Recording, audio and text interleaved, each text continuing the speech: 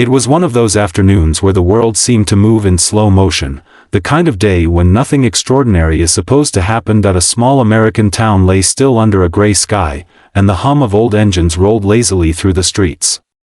Inside a retro diner with turquoise walls and red booths, life carried on as usual, clinking coffee cups, the smell of bacon, and a jukebox whispering soft tunes from another time. And then, she walked in. Her clothes were thin, her shoes mismatched, and her arms cradled a small girl who couldn't have been older than 3.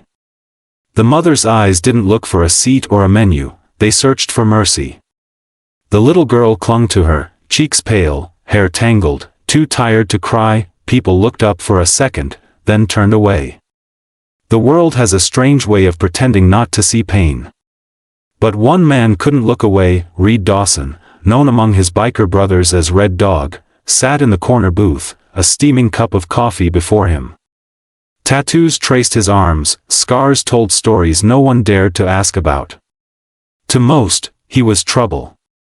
To her, he was the only chance left. And when that frail woman sank to her knees beside his table, whispering a question that would silence the entire diner, Reed's world stopped. "Can I take your leftovers for my daughter?"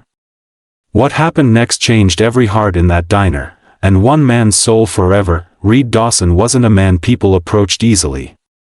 His broad shoulders, weathered hands, and piercing stare could make even a confident stranger hesitate.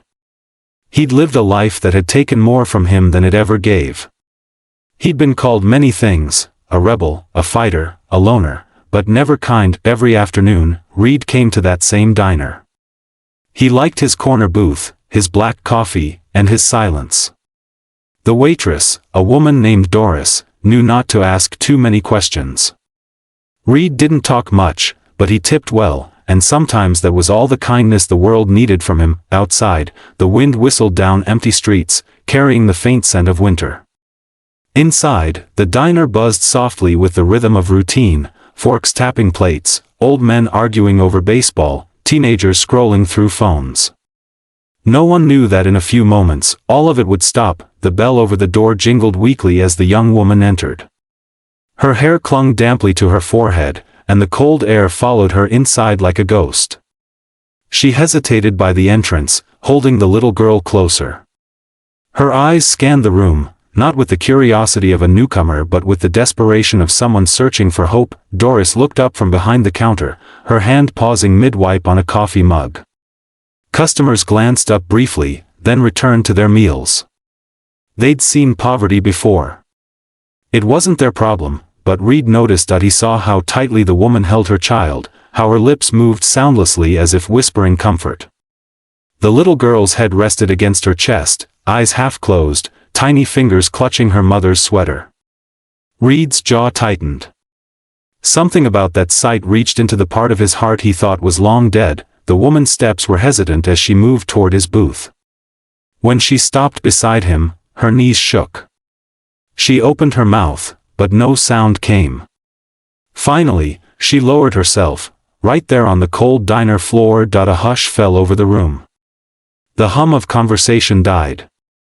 Even the jukebox seemed to hold its breath. Her voice came out trembling, barely above a whisper. Can I take the leftovers for my daughter?" Reed looked down at his plate, a half-eaten steak, a few fries, and coffee still steaming.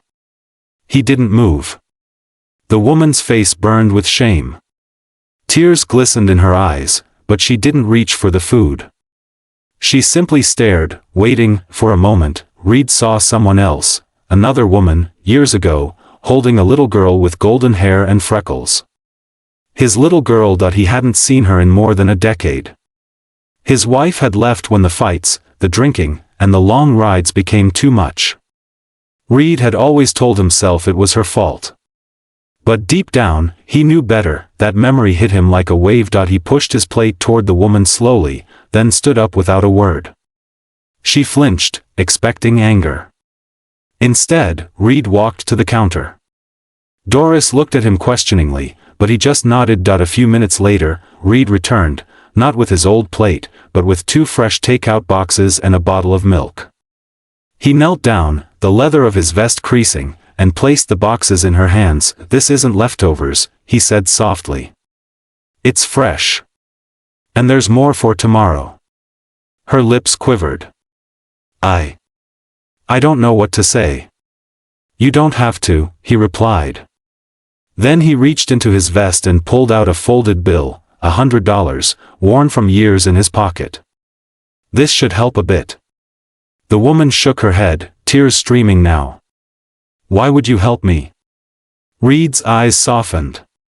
He looked at the little girl, her small fingers curled around her mother's arm, and said quietly, because once I couldn't help mine.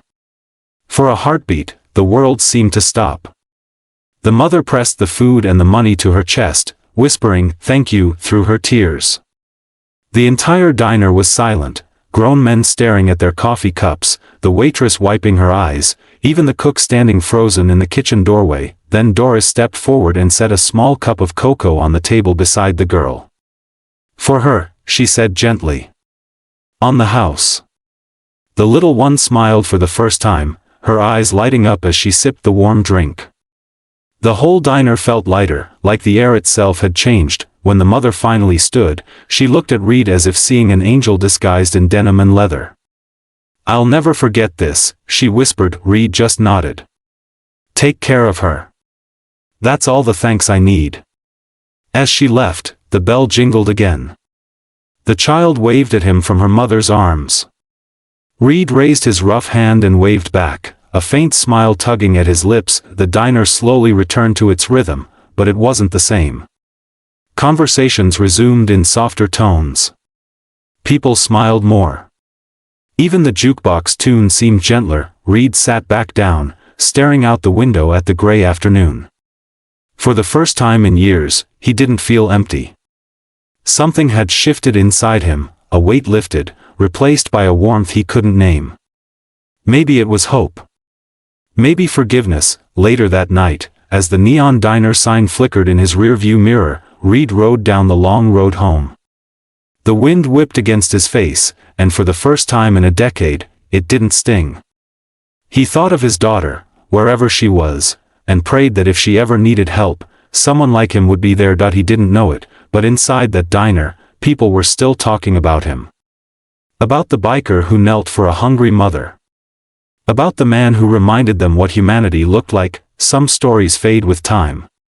But that night, in that little town, a simple act of kindness lit a spark that no one forgot, and somewhere out there, under the same fading sky, maybe a little girl smiled in her sleep, safe, loved, and unknowingly connected to the man who had finally found peace. If this story touched your heart, take a moment to like, share, and subscribe to Echo Tales, because sometimes, it only takes one act of compassion to change a life, and to heal a soul.